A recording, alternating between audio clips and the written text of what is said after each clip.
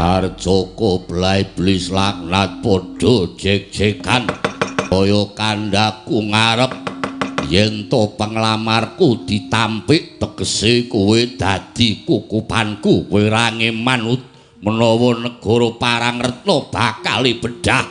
Wah, ora jumbuh karo penyeng dadi kandhamu ngarep.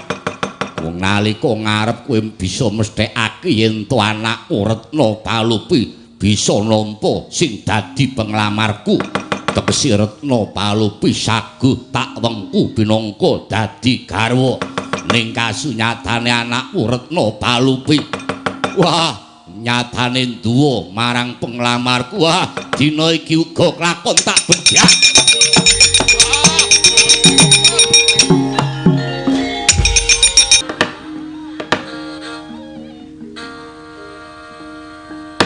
Duh, Iwang Murwengret mugi ambabana pajar dhateng prajaning sun ing Parangretna. Mengkuta dhisik patih reksa bangsa. Ayo kongsi ndadekake kaget. Marmane jeneng sira ingsun piji mangersa ana ngabiyantaraning ingsun. Sayekti jeneng ingsun mung bakal mundhut pawarta kadiparan anggonira rumeksa tata karajaning praja ing Parangretna patih reksa bangsa. Nun inggih. Jerih kawula ngabdiaken sirik lamun ngaturna kidang ingkang lumajar inggih awit mundi dipangastuti dalem ingkang sinuwun sedaya para narapraja miwah wadya samyosya tuhunuhane wajib boten wonten ingkang hangliraken dawuh tansah sumungkem ing panjenenganing nata. Nadyan para kawuling negari Parangretna ugi tansah tuwuh ing Bugawastra nir ing sesaged Brastaweri tansah sumanggem ing karya akarya luhuring nusa bangsa lan negari. Nun inggih. Yaya patih reksa bangsa ingsun nedha nrimo banget dene jeneng sira widagda rumeksa prajaning sun.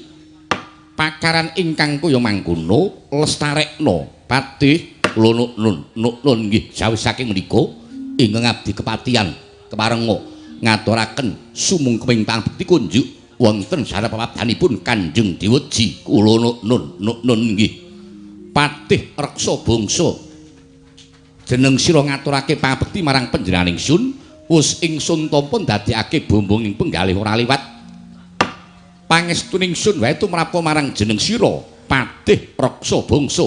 Hae nun nggih kabun diwonten staka dadosna jimat paribih putraning sun nggir Nini Retna Palupi sawusi lungguh kanthi prayoga padha kanthi raharja. Nini Retna Palupi sowan ana ngarsanipun Rama Retna Palupi.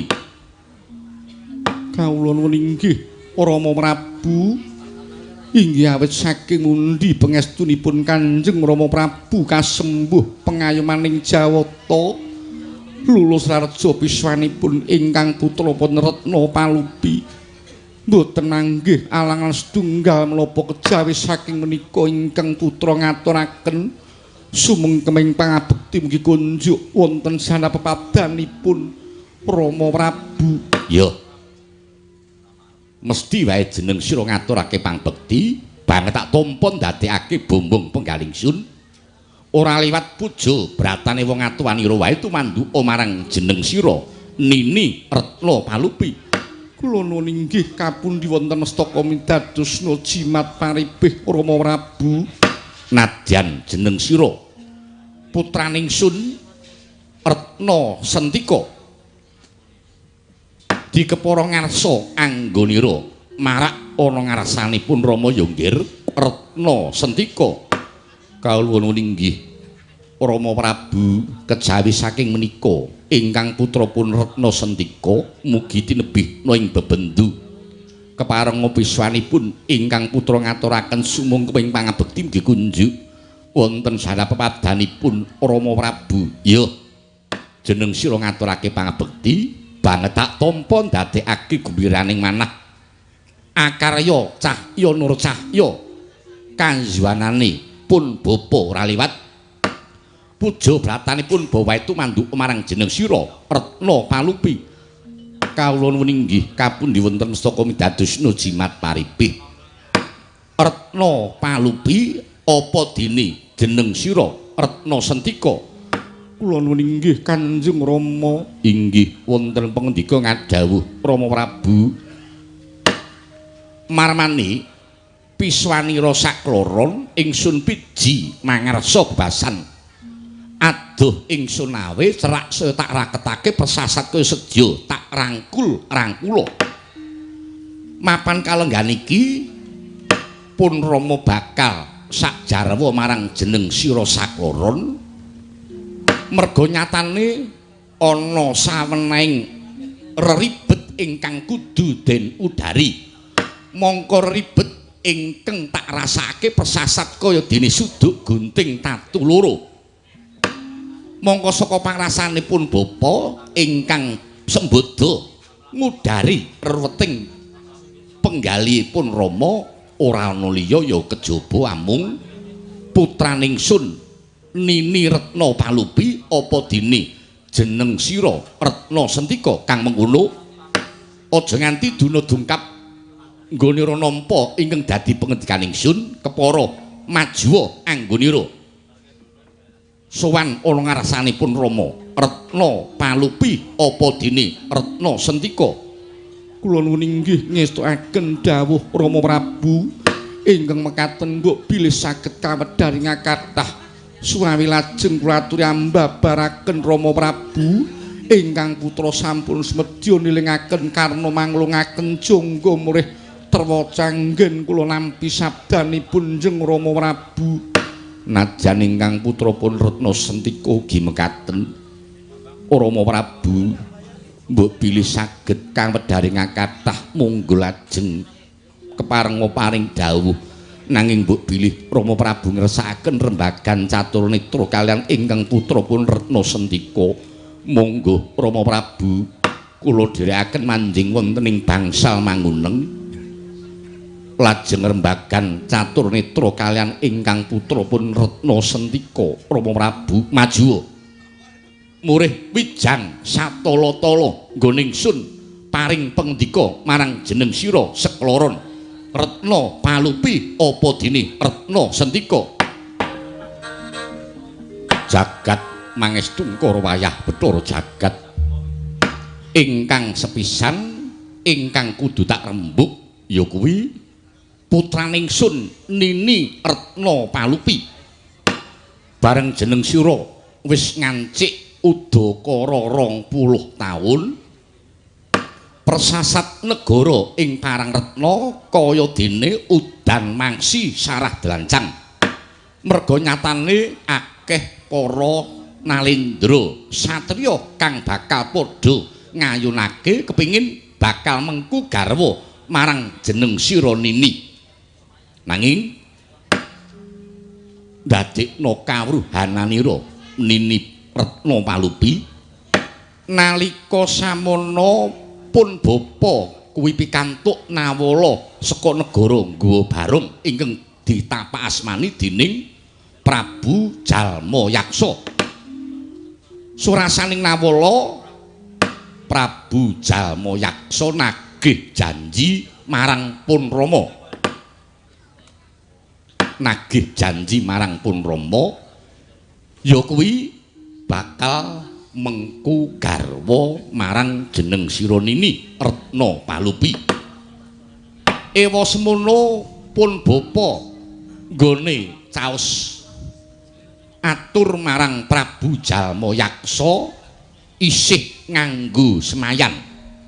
Tegese durung bisa caos katerangan ingkang gumathok bab penglamare Prabu Jalma Yaksa kuwi tak tampa apa orane kuwi durung bisa gumathok merga ingkang jenengane wong arep urip nambut silan ngakrami kuwi mestine ingkang bakal nglakoni ya ingkang bakal kawegan. Mula ingsun miji marang jeneng sira Nini Retna Palupi.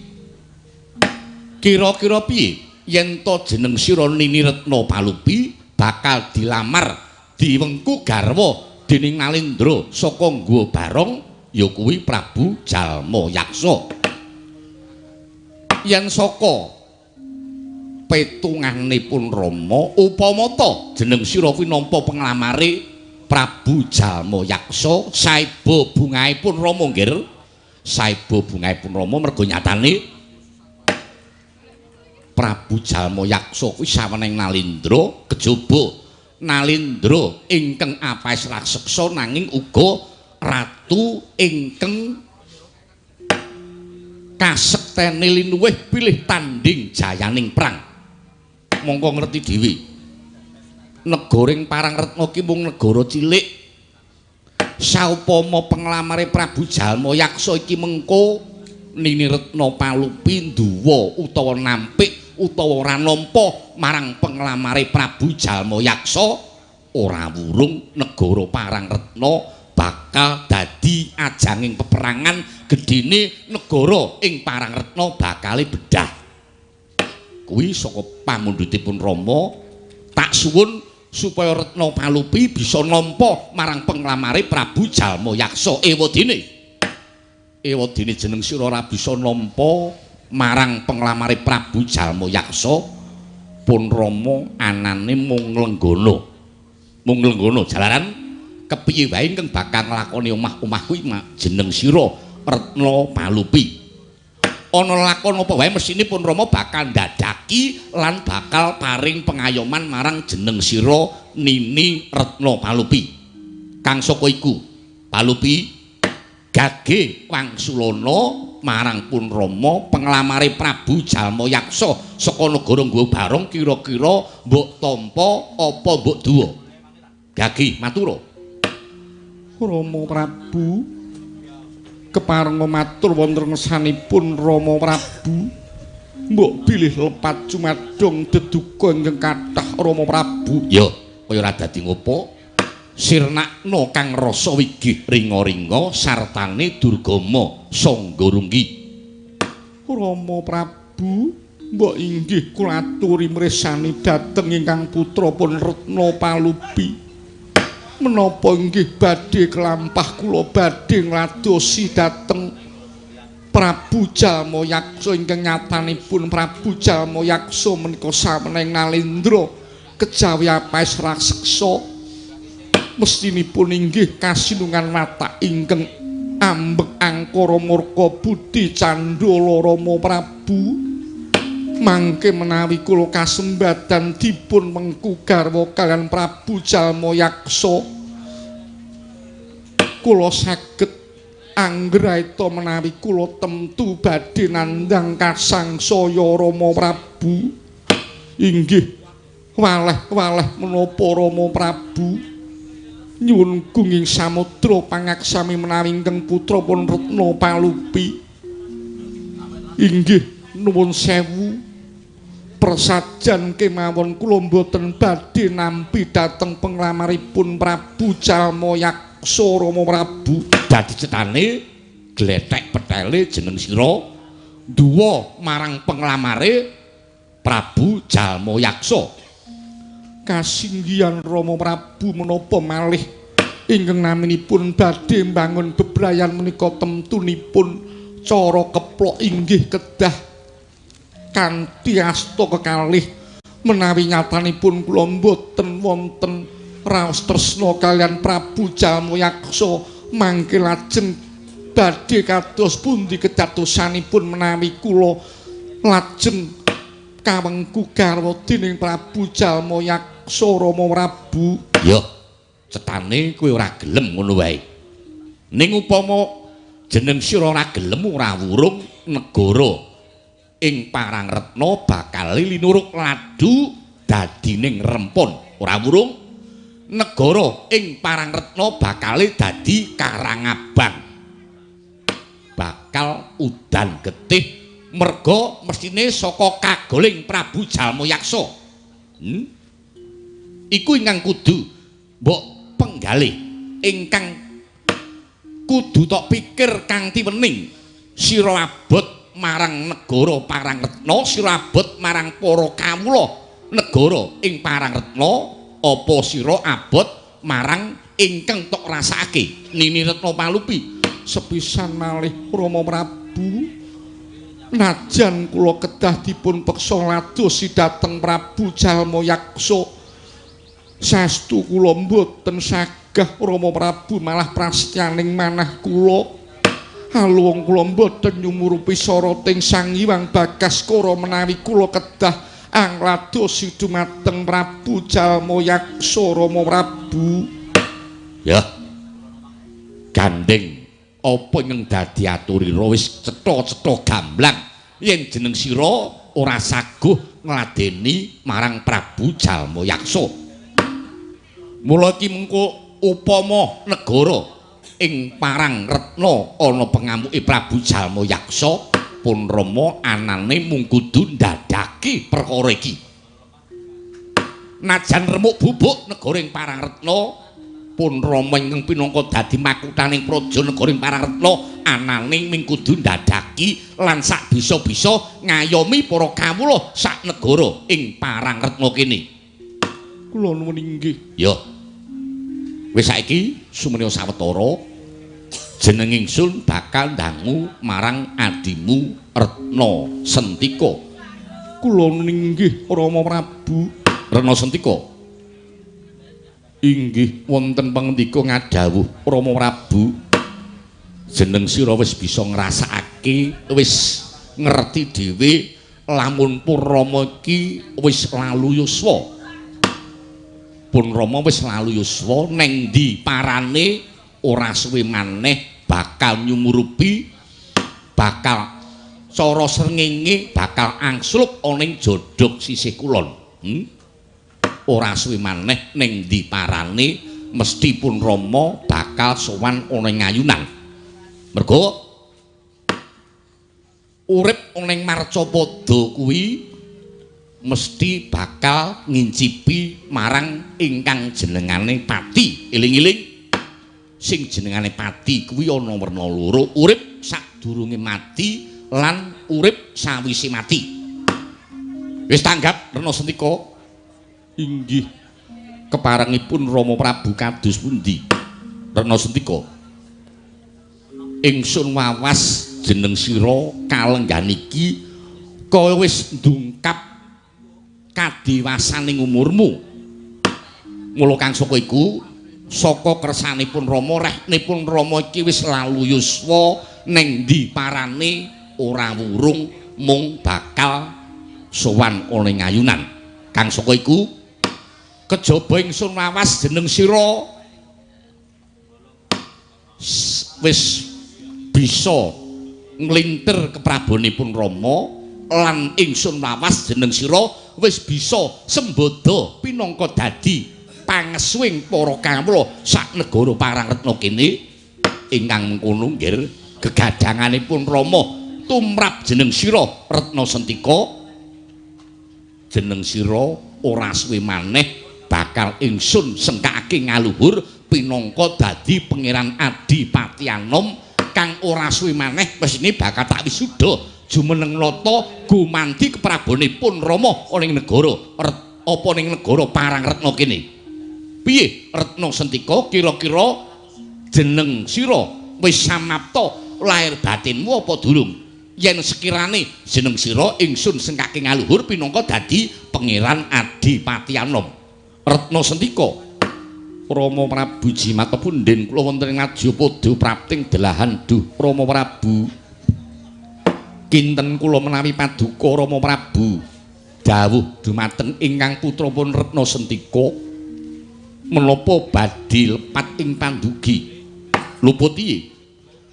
Krana nyatanipun ingkang putrapun Retna Sentika menika tasih urmaosi supaing budi cupet ing nalar langkung-langkung bab olah tata kaprajan ingkang putra kados dering Gaduk Rama Prabu ingkang mekaten boten kaateges ingkang putra menika badhe nduwa dhateng kersanipun Rama Prabu nanging angengeti ingkang putra menika tasih kirang samukawisipun dasaripun kula inggih dereng cekap menapa ingkang dados sangu kula menawi madeg dados nalindra nuwun sewu Rama Prabu kepeksa ingkang putra dereng dereng saged nglampahi menapa ing dados dawuh timbalanipun Rama Prabu. Nuwun sewu Rama Prabu. Jaja muntap lir kinetap netra kocak ngundarandir ong idep nyomang ngala cakra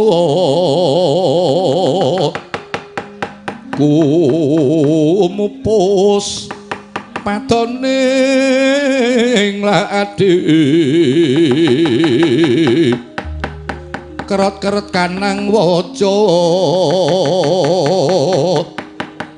mingis-mingis kajolan nebing tri sulo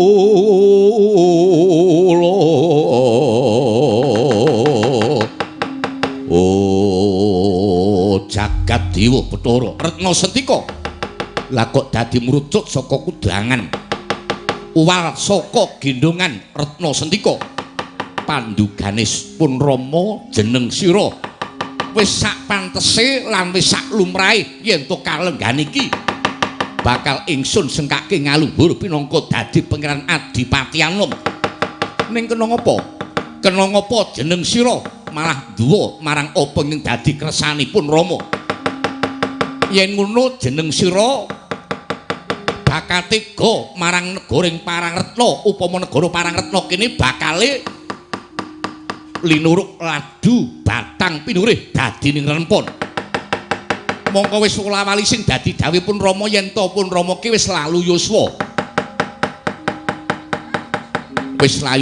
tegese ora suwe maneh pun Rama bakal sowan ing ayunan saiki mingkari Retna Sentika tak tanting sepisan maneh kowe gelem tak sengkake ngaluhur pinangka dadi pangeran Adipati Anom kang ora suwe maneh bakal ingsun wisuda gumanti keprabon ingsun jumeneng Alendra ana ing negara Parangretna kene. Sepisal maneh tak tanting kowe gelem apa ora tak dadekke ratu ana ing Parangretna kene. Retna Sentika inggih mboten wola-wali menapa ing dados atur kula. Nuwun sewu. Sepisan malih kula ngurmaosi yen to kula dereng cekap kadewasaning umur kula menapa dene kula tasih supak ing budi supet ing nalar nuwun sewu Rama Prabu kepeksa kula nduwa dhateng dawuh timbalanipun Rama Prabu nggih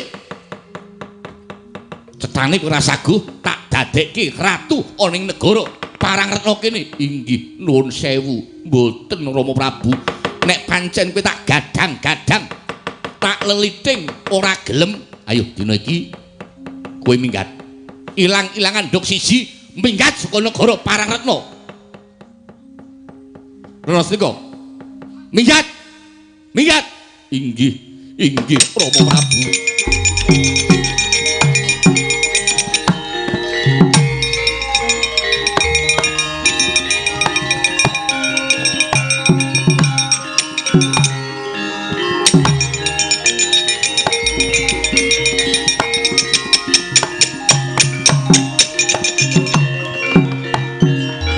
Prabu kula aturi nyirep dhateng Bramantya Paduka Rama Prabu sampun ngantos namung anuruti dhateng kebrongoting manah kula mangertos bilih Rama Prabu sanget kuwatos inggih ing mangke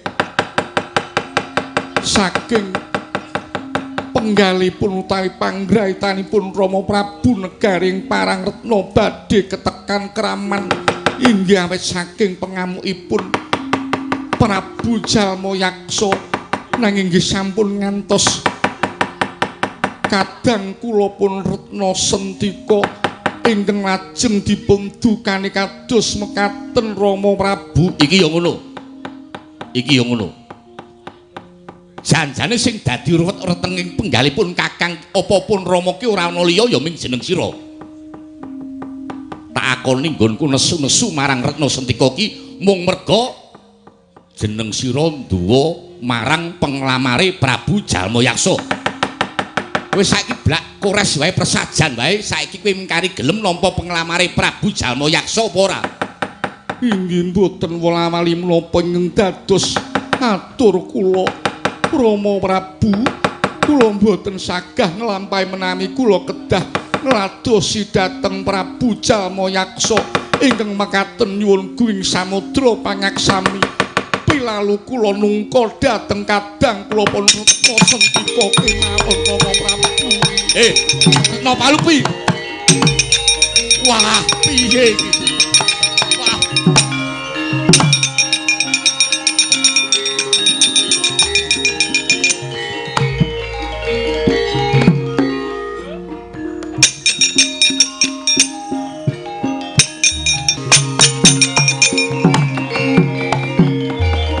Kalono kalaya takut maringkut ringkut kaparigeng raseksa megara rupa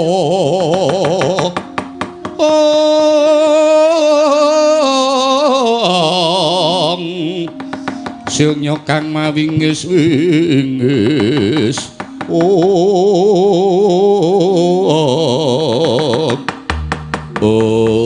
jagat diwuh Bathara ora liduk jarwe ngadapluk larak tenan to saka pandugaku ora suwe maneh Prabu Jalmayaksa mesti enggal prapo ning negaraning Sun. Ya mapan iki wis dadi lakon ingsun kudu tak dadaki. Nuwun sewu sinuwun Prabu Jalmayaksa dereng dangu rawuh paduka keparenga kula pasang permbagi panakrami raharja rawuh wonten negari ing Parangretna sinuwun Prabu Jalmayaksa. Oi ladala arjoko plaiblis laknat padha jek-jekan yo antuk pamujimu slamet tekaku ning negara Parangretna. Ih syukur bejo sewu. Nun sewu lajeng wonten kados menapa? Jumbuh kelawan nalika apa ingkang dadi kandhaku ngarep ingkang lumantar nawala. Woi ladalah piye nggonku sedya ngayunake putramu ya kuwi Dewi Retna Palupi kira-kira ditampa apa ora penglamarku. Wah kaya sing dadi kandhaku ngarep yen to Palupi tok ulungake marang panjenenganing Sun tegese negaring Parangretna bakal uwal saka bebendu nanging janji penglamarku tok tampik. Woi aja takon dosa kurang bejane negaring Parangretna bakal bedah dina iki Prabu Palawa gage Wangsulana rasa dadak kesuwen. Aduh sewu lepat diagung pangaksaminipun sinuwun Prabu Jalmayaksa. Inggih nuwun sewu. Inggih piye aja nganti pegat-pegat nggonmu wangsulan karo aku ditata dhisik penggali ditampa apa ora penglamarku. Aduh nuwun sewu. Nuwun sewu sinuwun. Kula inggih sampun dawuh kalian anak kula pun Retna Palupi supados nampi dhateng penglamar paduka nanging nyatanipun nuwun sewu anak kula pun Retna Palupi nyatanipun boten saged nglampahi malah kalenggahan menika yoga kula pun Retna Palupi kisah saking negari Parangretna. Piye Prabu Palawa? Inggih nuwun sewu. Penglamar paduka dipun duwa kalian anak kula pun Retna Palupi malah kalenggan menika Retna Palupi kisah saking negari ing Parangretna krana inggih boten saged nglampahi menawi kedah dipun mengku garwa kalian paduka sinuwun Prabu Jalmayaksa. Wah ladalah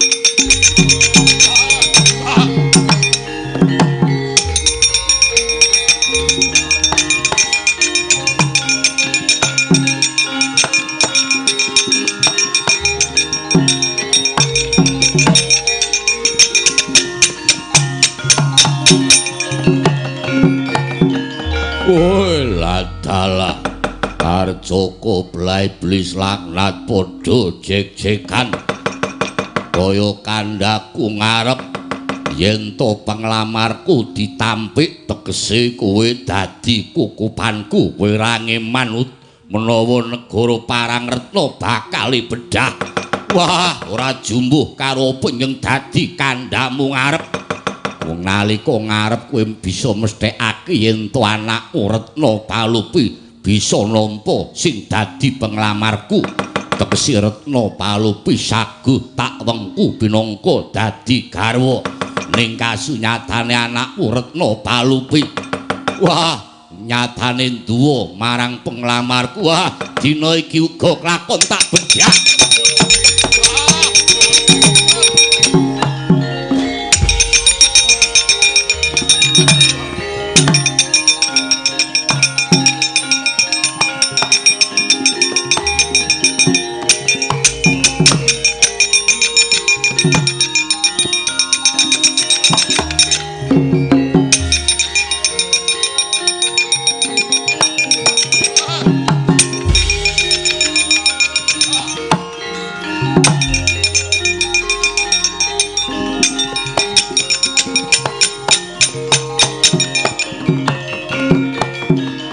Aduh, Prabu Jalmayaksa kula sampun ngantos dipun damel wirang kados ngaten.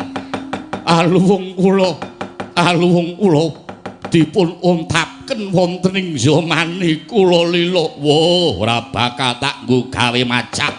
Kowe wis gawe gelaning rasaning pamikirku dina iki uga. Wah, lakon tak untapke nyawamu. Wah.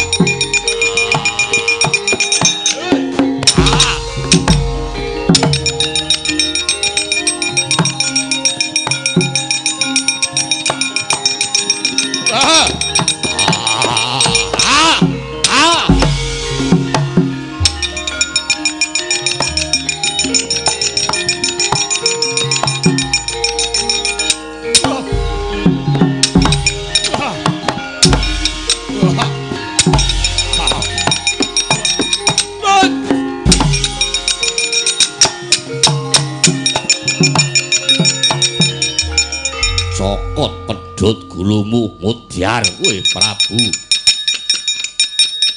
Palawa. Woh, Wajabala negara ing Guwa Barung, negara ing Parangretna kalenggane wis bedah.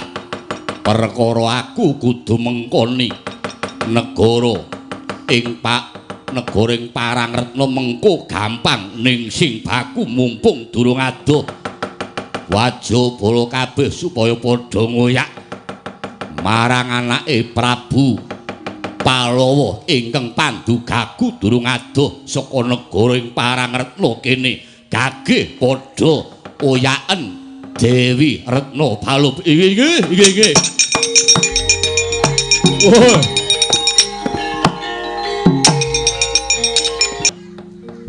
Kakang Mbok Retna Palupi. Adiku wong bagus Retna Sentika. Kenging menapa Kakang Mbok nungka dateng ingkang rayipun Retna Sentika. Monggo sampun cetha bilih dawuhipun Kanjeng Rama menika cetha nundung dateng ingkang rayipun Retna Sentika. Kakang Mbok. Yai, najan pun Kakang sakpungkurmu nyatane Rama Prabu lincat ing janji. Pun Kakang dipeksa kudu ngladeni marang Prabu Jalmayaksa. Mongko prasetyanipun Kakang Aluwung ora nyumurupi soroting Sang Hyang Bagaskara Pamata pun Kakang kudu ngladeni Prabu Jalmayaksa mula Yayi. Najan kepiye wae pun Kakang kudu nututi marang Yayi Retna Sentika kang mengkono. Retna Sentika pun Kakang ora bisa pisah lawan jeneng sira Yayi Retna Sentika. Ning ndi parane aja kabotan yen to kudu nganti marang Mbak Yumu Yayi. Inggih, nanging nuwun sewu Kakang Mbok. Saking pandugi kula menika mangke tartemtu Prabu Jalmayaksa lajeng andhatengi dhateng negaring Parangretna kirang bejanipun negaring Parangretna menika mangke malah badhe bedah awit inggih saking pengamukipun Prabu Jalmayaksa anggenipun dipun tampik penglamaripun menika lajeng kados pundi Kang mengkono Yayi mumpung iki lagi sawetara nggone awake dhewe lunga saka negara ing Parangretna Yayi ayo dikelak lakune aja nganti iki mengko awake dhewe dibujung-bujung dening Prabu Jalmayaksa sakwadya balane Yayi angler bawaning kang Sinung Wadi jagat nyokang kinarya momong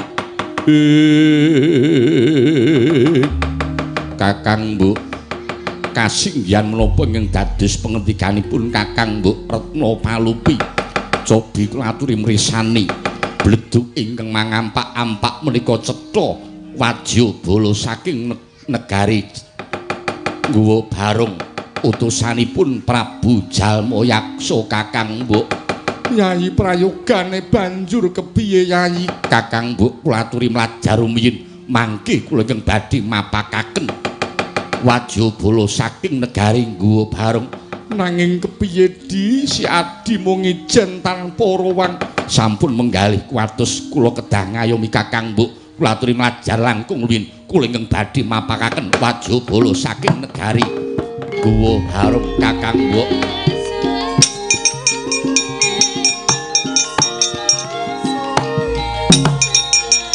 ingkang ati-ati ya Di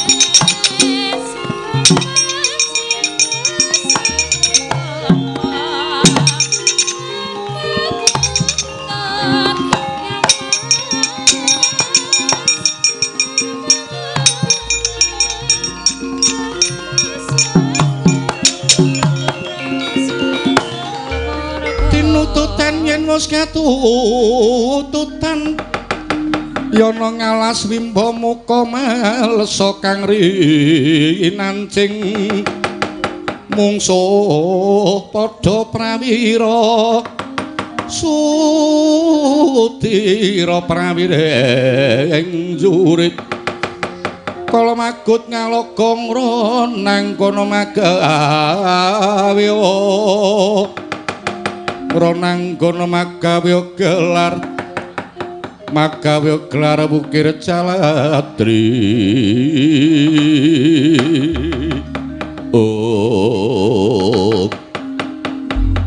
teko iki ana bocah bagus wani metokake marang aku sapa bocah bagus nek kowe takon marang aku Raden Retna Sentika kowe Raden Retna Sentika iya dasar kepara nyata yen ngono kowe putrane Prabu Palawa ya ngono iya ora nganggo tedhe ngaling-aling pancen aku putra dalem Rama Prabu Palawa wah tiwas kebeneran kowe krungu kabar apa durung kowe krungu pawarta apa durung pawarta babakan apa ngerti ya yen kalenggan iki wong atuamu ya Prabu Palawa sedasya merga kasangsaya dening sesembahanku Sinun Prabu Jalmayaksa aduh Rama Prabu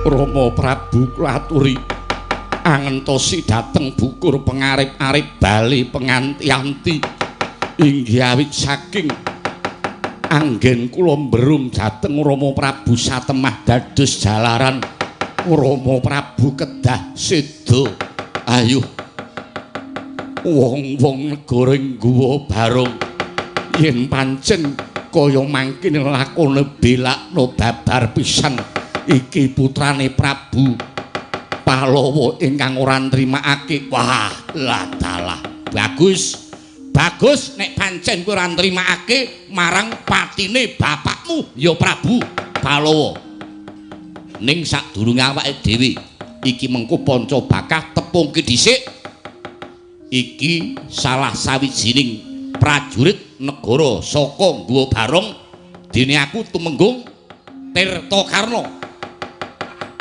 aku ora ngurus marang jenengmu sapa sing bagus sapa ingkang dadi jalaran sedane Rama Prabu iki putrane ingkang ora nrimakake ya ngemping lorong Genjapati wani dening aku apamu sing tak wedeni gedhimu ora sepira maju secangkah lena kaprayanganmu tibantangan sigal merapat kene merganing patimu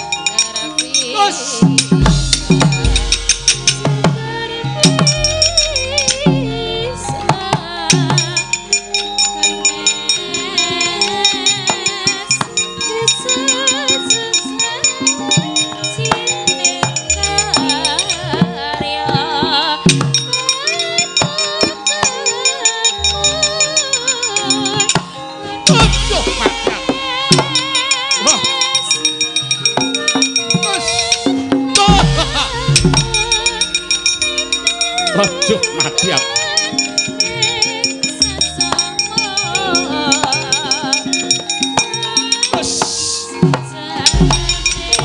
Aduh, mati aku.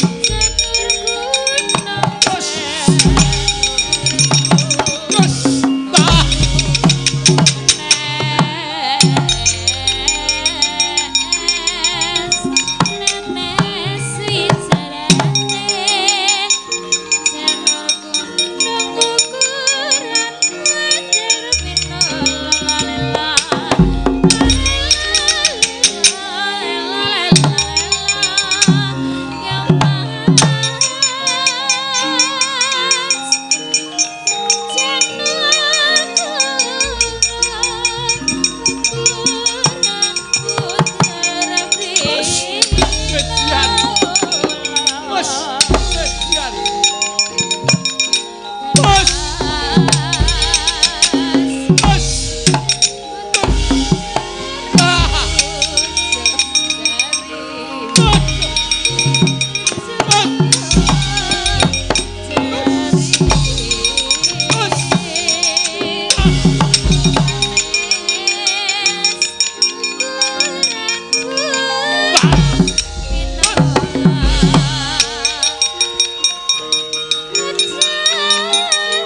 apa ingkang katon?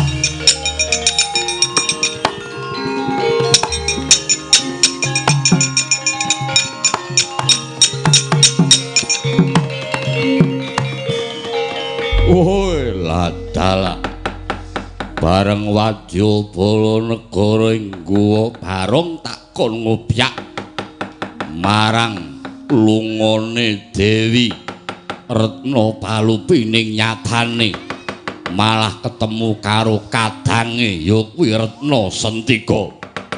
Ning nyatane Wadyabala negara ing Guwa Barong ora monggo Pulya mungsuh karo anake Prabu Palawahe Wadyabala kabeh supaya piyak sakrubuing landian aku dhewe ingkang bakal mateni marang Retna Sentika.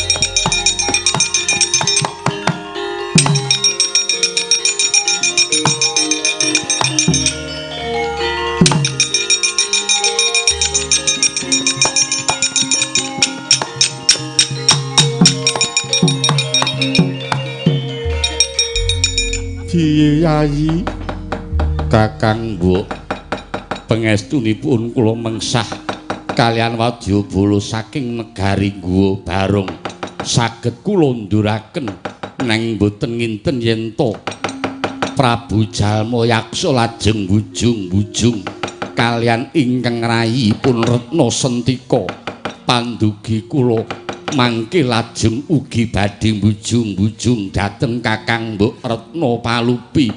Kakang Mbok menika kados pundi? Yen pancen kaya mangkono ayo mlayu sing rikat wae Yayi. Monggo mlajarke mawon Kakang Mbok.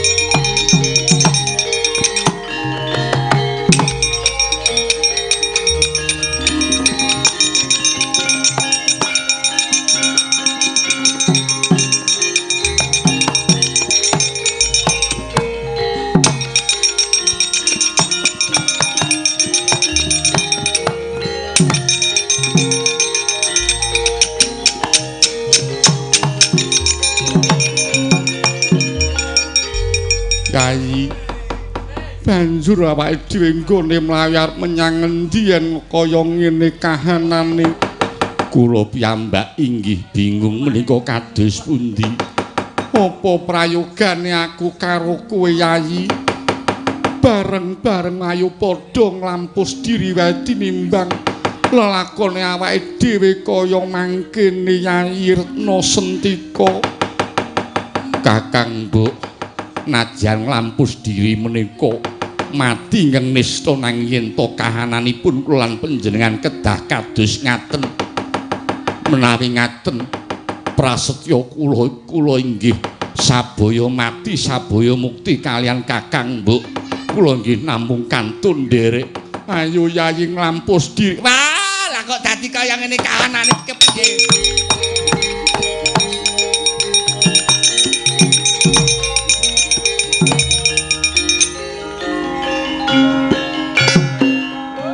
Najan kula inggih ngaturaken sumungkeming pangabekti kula kunjuk Hyang Adipukulun. Ya, palupi apa dina Retna Sentika jeneng kita ngaturake pangabekti banget tak tampa ndadekake bombong penggalih ulun. Lah kok dadi jeneng kita bakal padha nglampus diri ki apa ingkang dadi jalarane? Kula kinten kula mboten badhe matur temtunipun paduka Hyang Adipukulun sampun mboten badhe kekilapan malih pukulun. Inggih bebasanmu Yai Segara kula kinten paduka sampun uninga dhateng osik ing manah kula pukulun. Ya, ulun wis uninga. Ning lamun jeneng kita lampus diriku ora prayoga merga lampus diri iku mati ingkang nista. Mula ulun banjur mudhun ana ing Marcapada merpeki marang jeneng kita sakloro niku. Ulun mundi dawuh Adi Guru supaya paring pepajar marang jeneng kita sakloron. Aja nganti jeneng kita gedlarung-dlarung dibujung-bujung dening Ratu Buta ya Prabu Jalmayaksa. Inggih lajeng kemarengipun saiki ngene. Jeneng kita Retna Sentika. Besok pancene negara ing Parangretna kuwi dadi pancen kita utawa negara Parangretna besok ingkang amengkoni panguwasa tunggal ya jeneng kita ingkang jumeneng nata ana ing negara Parangretna. Najan sawetara saiki lagi bedah ning besok ana wancine dhewe jeneng kita jumeneng nata ana ing negara Parangretna.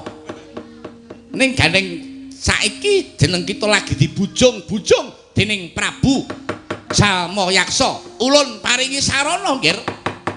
Inggih keparengipun gandeng jeneng kita kuwi durung bisa kasunengan kadigdayan ingkang linuwih. Sawetara jeneng kita ulun dawuh supaya puruhita utawa napapada beguru marang panengahing Pandhawa satreng ngadukara ing kekasih Raden Janaka ya Raden Arjuna.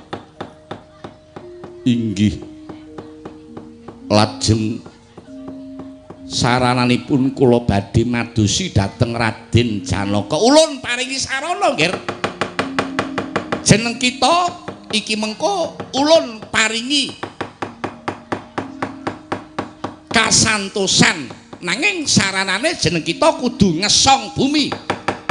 Kula kedah ngesong bumi. Ya, jeneng kita kudu ngesong bumi.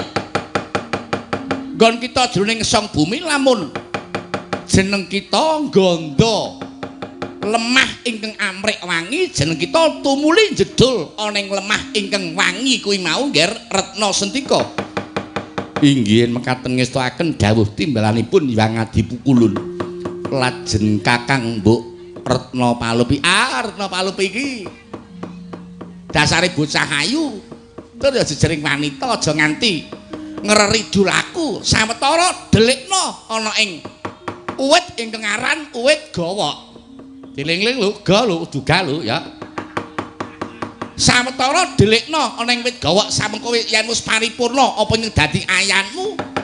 Yen jeneng kita wis ditampa pasuwitanmu ana ngersane Arjuna ya si Janaka tumuli kita banjur mrepekti marang kadhangira tuwa ya Retna Palupi nggon wis disingitke ana ing jroning witing gawa. Inggih yen mekaten matur sembah nuwun lan kantun ngestakaken dawuh. Yen mekaten matur sembah nuwun pukulun. Wis kage ulun paringi daya kekuatan ulun jeneng kita ngesong bumi nanging sadurunge ngesong bumi Mbak Yumu sawetara delikna ana ing jroning wit gawa. Inggih ngestakaken dawuh kang mengkono dene wis paripurna ulun nedya makayangan maneh Nger Retna Sentika apa dene Retna Palupi.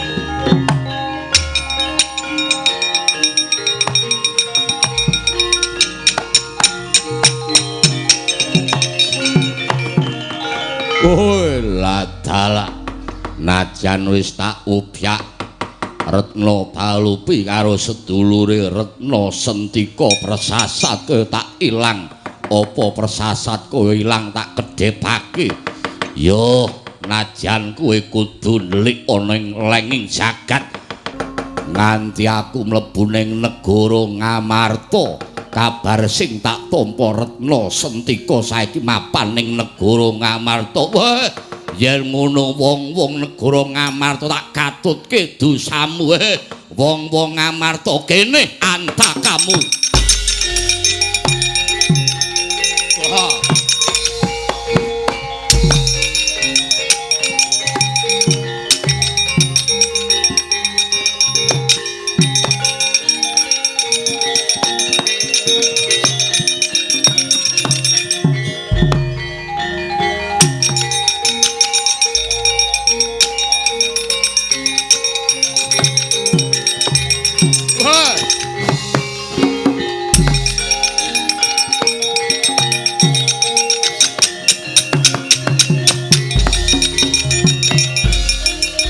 Satrio gagah gedhe dhuwur sapa Werkudara wis sapa Prabu Jalmayaksa.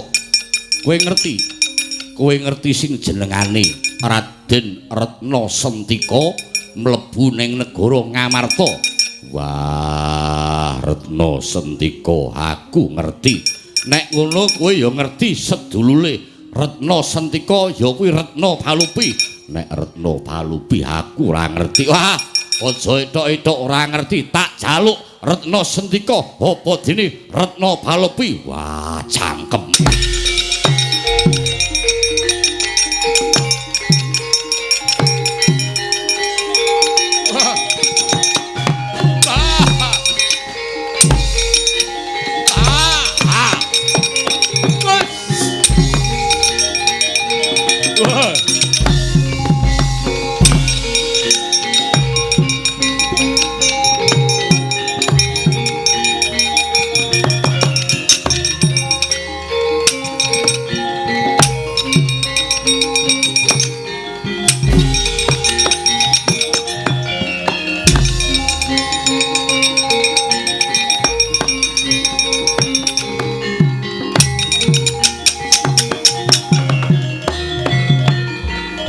Werkudara mentas Pancakara. Iya, Mungsuhe Prabu Jalmayaksa menang. cetha nek kalah. Wah, Prabu Jalmayaksa ampuh. Yen ngono kae dudu mungsuhmu. Tak ngibaratake banyu kae apa tak ngibaratake geni kae lagi murup-murupe tok sok ana banyu mung blebes wae. Wah, njuru karepmu kepiye? Dudu mungsuhmu. Mungsuhe sapa? Kula mungsuhe. Wis to rasah dadak werna-werna to Petruk. Wah, njuru karepmu kepiye? Petruk, Nun. Melu aku Petruk. Nggih.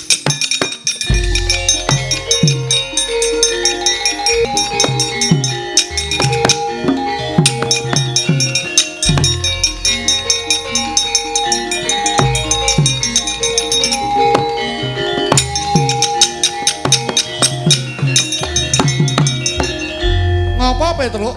Lah sampean yo ngejak lunga yo ngandhek ning ngarepe uwit ning kula nggih gumun kalih wit niki. Uwit kok dilit-dilit obah iki mongko ora ana barat gedhe kok dilit-dilit obah. Lho, mongko bareng tak rungokke ana swara ah-uh niku. Kok rapati nduga nggih. Karep sampean ngejak kula ten mriki wis to meneng wae. Aku tak mlebu ning wit iki tak gugahe sing do mapan ning kono.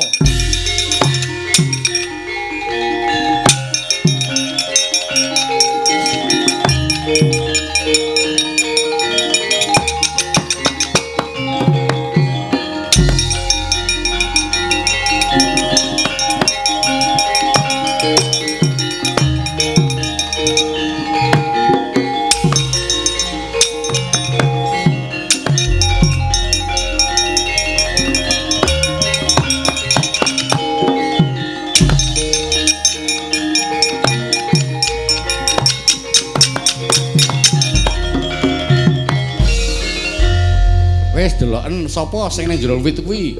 Oh, lho layak to layak.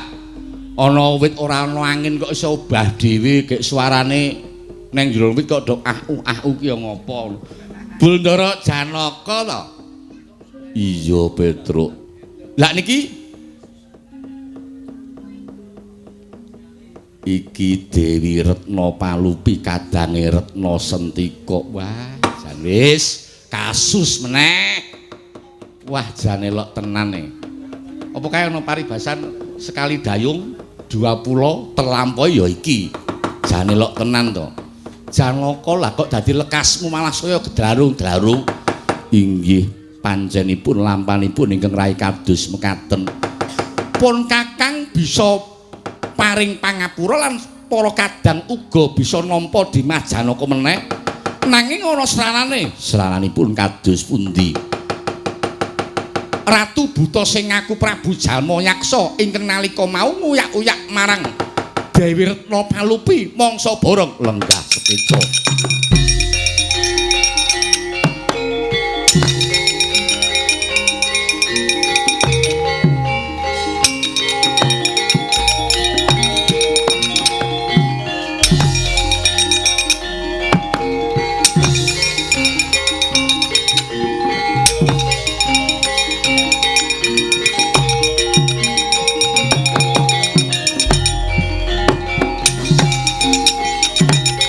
Wah.